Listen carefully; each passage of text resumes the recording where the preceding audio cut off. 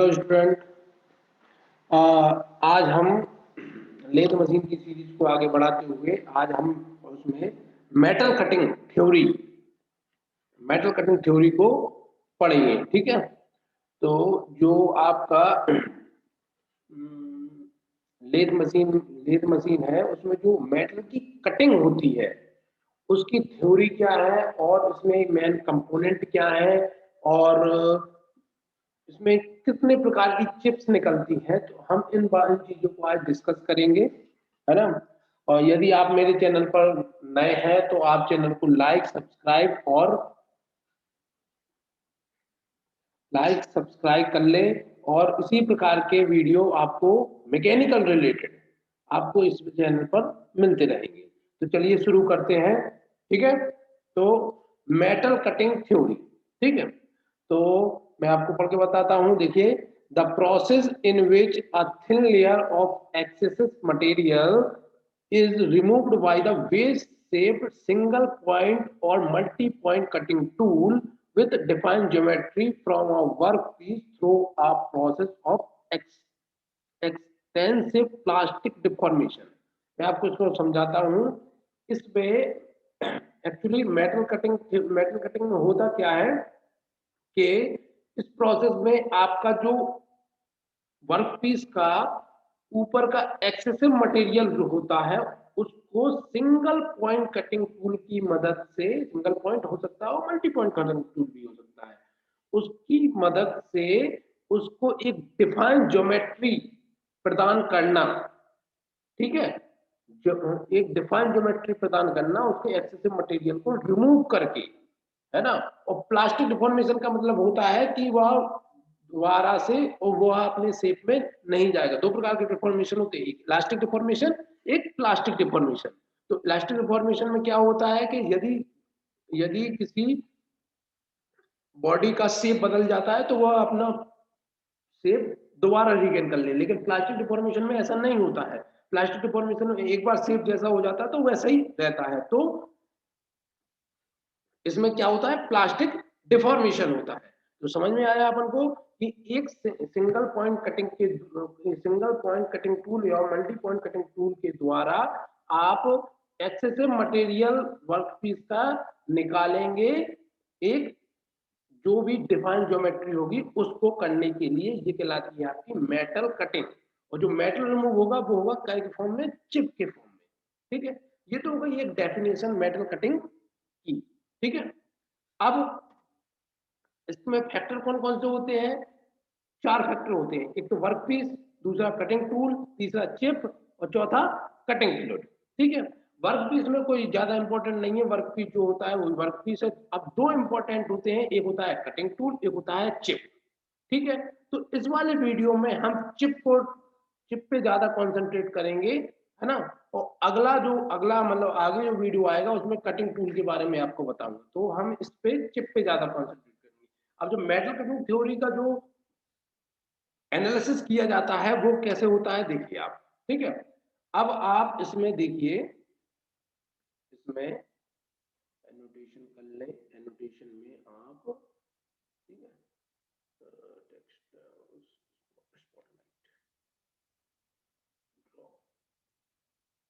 ठीक है, ड्रॉ इधर चले जाए। ठीक है, नीचे साइड अपना कोई काम करो। ठीक है, देखिए ये आपका होता है जॉब।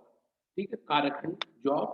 ये आपका औजार हो गया, ये आपकी छीलन हो गई, चिप। चिप जिसको बोलते हैं आपकी, ये आपकी चिप हो गई। ठीक है, ये आपका औजार है। ये आपका शेयर प्लेन है। क्या शेयर प्लेन, मैं आपको अब इसमें टर्म बताऊंगा, ये टर्म आपको याद रखना है क्योंकि ये टर्म आपको आगे काम आएंगे। आगे जब वीडियो में स्लाइड दिखाऊंगा तो आपको समझ में आना चाहिए। ठीक है, ठीक है। तो मैं जब चिप का फॉर्मेशन होता है तो उसमें क्या क्या चाहिए पड़ता है तो वो आपको बताना पड़ेगा, इसलिए मैं आपको ये समझाऊंगा अभी। ठीक है, तो आप इन टर्म को ध्यान से देख लें। ठीक है, तो अपन ने ये है, देखो ये कार्यखंड है। ठीक है, ये समझ में आ रहा है, ये औजार है, ये छीलन चिप, चिप ये है। ठीक है, ये होती है ये T1, जो होती है अनकट चिप थिकनेस। कौन सी, अनकट, जो कटी नहीं है उस चिप की थिकनेस। ठीक है, T1 होती है अनकट चिप थिकनेस और T2 होती है चिप थिकनेस। क्या होती है? Chip thickness. अल्फा होता है रैक एंगल। क्या होता है? Rack angle. ठीक है, अल्फा क्या है? Rack angle. ठीक है, ये है आपका टूल और ये आपका tool fluid, sorry tool fluid बोल रहा हूँ, कटिंग फ्लूइड। कौन सा fluid? Cutting fluid. Cutting fluid का यूज कूलेंट के लिए किया जाता है। अब एक्चुअली होता क्या है इसमें, जब आपका कोई भी टूल किसी भी जॉब के कांटेक्ट में आता है तो जो भी मटेरियल रिमूव होता है वो किसके फॉर्म में होता है? चिप के फॉर्म में होता है। अब चिप एक्चुअली आप चिप जो अब आपको याद हो, आप किसी भी मिलिंग मशीन, किसी भी वेल्डिंग वेल्डिंग शॉप में आपने देखा होगा, वहां पे जो रेड रेड चिंगारियां निकलती है ना, एक्चुअली आप उसको चिंगारियां बोलते हैं। अब आप उसको चिंगारियां नहीं बोलेंगे, आप बोलेंगे आप चिप। ठीक है, क्या बोलेंगे? चिप। अब चूंकि रेड रेड इसलिए होती है क्योंकि हीट हीट बहुत ज्यादा होती है, इसलिए वो लाल होती है। ठीक है, तो वो एक्चुअली मटेरियल ही रिमूव होता है, लेकिन लाल इसलिए दिखती है क्योंकि वह बहुत ज्यादा हीट को डिसिपेट करती है। तो कभी भी इसमें जो भी हीट का वो हो रहा होता है, ठीक है, तो 70% ऑफ हीट कौन ले जाता है? चिप ले जाती है। कौन सी 70% ऑफ हीट चिप ले जाती है? 10% आप 10% आपका कौन रखता है? टूल। और 20% आपका कटिंग फ्लूइड। ठीक है, ये आपको जब मैं हीट डिसिपेशन बताऊंगा तो उसको थोड़ा अच्छे से बताऊंगा। ठीक है, तो ये हो जाता है आपका टोटल पूरा। तो आपको चिप थिकनेस और चिप थिकनेस समझ में आ गई। अनकट चिप थिकनेस T1 और अनकट चिप थिकनेस T1 और चिप थिकनेस T2। ठीक है ना? और देखिए ये वाला जो डायग्राम है, ये वाला डायग्राम जब हम कैलकुलेशन वाला पार्ट देखेंगे, किसमें? Tool, sorry metal cutting theory का कैलकुलेशन वाला पार्ट, इसके लिए मैं एक अलग से वीडियो बनाऊंगा कैलकुलेशन के लिए। इसमें सम मैं चिप वेलोसिटी, सारी velocity, heat dissipation, power, merchant circle, सारे फोर्सेस उसमें बताऊंगा। तब ये वाला इस डायग्राम का यूज करूंगा। ठीक है, उसमें शेयर प्लेन भी बताऊंगा, शेयर रेस्ट्रेन भी बताऊंगा।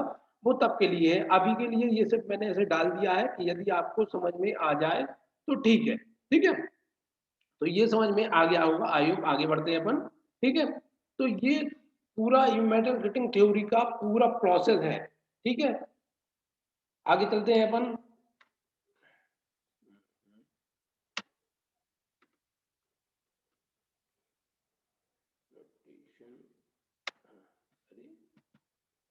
हाँ, अब आती है टाइप ऑफ चिप। ठीक है, तो 3 टाइप की चिप होती हैं। ठीक है, कंटिन्यूअस चिप, डिसकंटिन्यूअस चिप और continuous with built up edge. ठीक है, अब चिप कंटिन्यूअस चिप क्या कहलाती है कि ये भैया ये चिप जो हैंगी ये रहेंगी, ये कंटिन्यूअसली, तो सॉरी सॉरी सॉरी कंटिन्यूअसली, ये चिप जो रहेंगी ये कंटिन्यूअसली रहती हैं, ये बीच में ब्रेक नहीं होती, सीधा कंटिन्यूअसली निकलती जाती हैं। ठीक है ना? तो ये ऐसी चिप कहलाती हैं कंटिन्यूअस चिप। अब इसमें हो ये अब इसमें एक्चुअली ये कौन से मटेरियल में निकलती हैं? डक्टाइल मटेरियल में। बहुत इंपॉर्टेंट है ये, कंपटीशन की दृष्टि से बहुत इंपॉर्टेंट वीडियो है ये, क्योंकि चिप का क्वेश्चन कंपटीशन में बहुत आता है और आपको ये उसी प्रकार से डिजाइन किया गया है कि आपको ये, यदि आप जेई वाले हो, इंजीनियरिंग वाले हो, गेट वाले भी हो, तो ये सभी में आपका काम आ जाएगा ये वीडियो चिप की वजह से। ठीक है, ठीक है, तो चिप जो क्या रहेगी? कंटिन्यू रहेगी। क्या रहेगी? कंटिन्यू, ब्रेक नहीं होती। तो और कंटिन्यूस चिप के लिए कौन सा मटेरियल होना चाहिए? डक्टाइल मटेरियल होना चाहिए। और कौन से फैक्टर होते हैं? वो फैक्टर मैंने भी इंक्लूड किए हैं इसमें। देखिए, स्मॉल डेप्थ ऑफ कट होना चाहिए। जो आपका डेप्थ ऑफ कट होता है, डेप्थ ऑफ कट समझने के लिए आप मेरा पुराना वीडियो देख सकते हैं, है ना? है ना? डेप्थ ऑफ कट उसमें मैंने अच्छे से समझाया है लेथ मशीन वाले में, कि जितना आप टूल का कांटेक्ट वर्क पीस पे रखेंगे और वर्क पीस आपका एक रोटेशन लेगा, वो आपका कहलाएगा डेप्थ ऑफ कट। ठीक है, तो वो अपन को स्मॉल से स्मॉल रखना है। ठीक है, क्यों स्मॉल से? अगर आप ज्यादा रखोगे, है ना, तो वर्क पीस पे ज्यादा लोड आएगा तो वर्क उतना ज्यादा ब्रेक हो जाएगी, है ना। तो इसलिए आपको स्मॉल डेप्थ ऑफ कट लगना है, किसके लिए, कंटिन्यूस चिप के लिए। स्मॉल अनकट चिप थिकनेस वही चीज होती है, चिप थिकनेस मतलब जब आप डेप्थ ऑफ कट कम रखोगे तो चिप थिकनेस भी कम होगी, अनकट चिप थिकनेस। अब देखिए ये कौन से T1 है ना, मैंने आपसे पहले बोला था कि आप इस डायग्राम में ये दो टर्म आराम से सीख लें, अनकट चिप थिकनेस और chip thickness. High cutting speed, ठीक है, हाई कटिंग स्पीड और लार्ज रैक एंगल, ठीक है। अब रैक एंगल जब मैं आपको वो पढ़ाऊंगा तो लार्ज रैक एंगल मैंने आपको बताया पीछे, आपको मैं पीछे ले चलता हूं।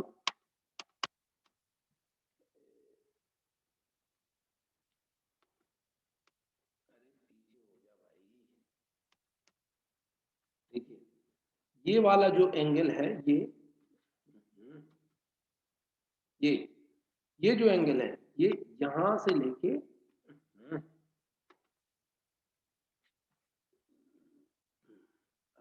ठीक है, ये जो एंगल है ये वाला एंगल, ये इधर से लेके यहां तक का ये एंगल आपको कहलाता है रैक एंगल। कौन सा एंगल, रैक एंगल, ठीक है। तो ये क्या कर रहा है कि रैक एंगल ज्यादा होना चाहिए, ठीक है। मतलब टूल टूल की पोजीशन कैसी होनी चाहिए, ठीक है। तो रैक एंगल समझ में आया, रैक एंगल ज्यादा होना चाहिए, मतलब ये और ऐसा स्प्रेड होना चाहिए, ये ये और ऐसा नीचे साइड जाना चाहिए, नीचे साइड, ठीक है। तो रैक एंगल ज्यादा होना चाहिए, ठीक है। समझ में आया रैक एंगल, आगे बढ़े।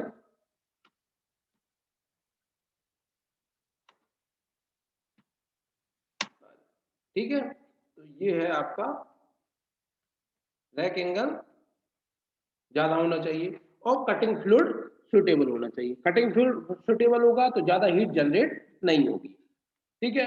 तो ये है कंटिन्यूअस चिप में डक्टाइल मटेरियल भी होना चाहिए और ये वाले फैक्टर भी होना चाहिए। ये फैक्टर इंपॉर्टेंट है, आपके कंपटीशन एग्जाम में पूछ जाते हैं। क्वेश्चन कैसे आता है कि चिप कंटिन्यूअस चिप के लिए जरूरी होता है ductile material, small depth of cut, ductile material, small ductile material, high cutting speed, ductile material, राज है। तो आपको जो भी आप उसके स्टडी के हिसाब से आप लगा दोगे, ठीक है। आगे डिसकंटिन्यूअस चिप, ठीक है। देखो डिसकंटिन्यूअस चिप ब्रिटल मटेरियल में होती है, ठीक है। डिसकंटिन्यूअस चिप जो होती है वो ब्रिटल मटेरियल में होती है, ठीक है। देखिए मैंने यहाँ पे दिखाया गया है आपका discontinuous chip. Small rake angle मतलब एंगल कैसा होना चाहिए, ये वाला गैप क्या होना चाहिए, कम से कम होना चाहिए, है ना। ये वाला गैप कम से कम होना चाहिए, ठीक है। लार्ज डेप्थ ऑफ कट मतलब डेप्थ ऑफ कट ज्यादा रखोगे तो आपको टूटी हुई चिप मिलेगी। लो कटिंग स्पीड, स्पीड लो रखना है। लार्ज अनकट चिप थिकनेस, ठीक है, ठीक है। समझ में आया, है ना। ये हो गई आपकी ब्रिटल मटेरियल।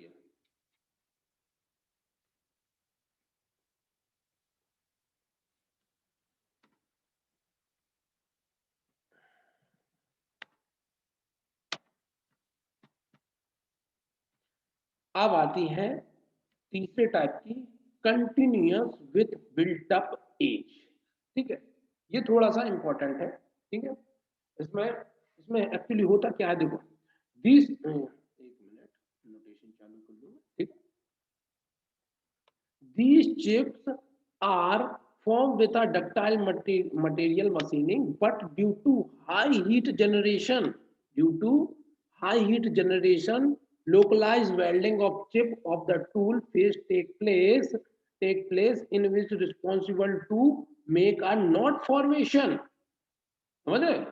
अब इसमें क्या होता है कि देखिए जब टूल से चिप ऐसी जाती है निकलती है तो क्या करती है, चिप क्या होती है कि सबसे ज्यादा हीट जनरेशन चिप में होता है। तो एक्चुअली ये जब यहाँ से निकलती है तो यहाँ से ऐसे चिपकते हुए जाती है और इनके बीच में क्या हो जाती है यहाँ पे वेल्डिंग। इसीलिए इनको क्या बोलते हैं, continuous chip with built up edge. अब जब वेल्डिंग हो जाती है तो जब ये निकलती है यहाँ से, तो यहाँ का कुछ हिस्सा बाहर निकाल के ले जाती है। इस प्रकार से इसमें एक टूल में एक वियर भी आता है जिसे हम कार्टर वियर कहते हैं। कौन सा वियर कहते हैं? Crater wear. वो बाद में पढ़ेंगे जब हम टूल मटेरियल पढ़ेंगे। ठीक है, तो समझ में आया? तो एक्चुअली होता क्या है, छीलन जाती है, छीलन यहाँ पे हाई हीट के कारण क्या हो जाती है, यहाँ पे वेल्डिंग हो जाती है। और जब बाहर निकलती है तो यहाँ से कुछ हिस्सा इसके साथ लेकर चली जाती है और नॉट फॉर्मेशन हो जाता है। ठीक है, तो इस प्रकार की चिप के लिए एक तो डक्टाइल मटेरियल जरूरी है। ठीक है, और दूसरा और अदर फैक्टर हैं जैसे low cutting speed, large depth of cut, large uncut chip thickness, small rake angle और इनसफिशिएंट कूलिंग फ्लूइड। ठीक है, ये मेन रिस्पॉन्सिबल है किसके लिए? Continuous chip with built up edge के लिए, क्योंकि यहाँ पे हीट के कारण क्या हो रही है, वेल्डिंग हो रही है। तो समझ में आया है ना? तो ये हो आपकी तीनों टाइप की चिप। ठीक है, आगे बढ़ते हैं। ठीक है, तो हमने यहाँ पे जो आपसे बोला था तीनों टाइप की चिप बता दी है। ठीक है,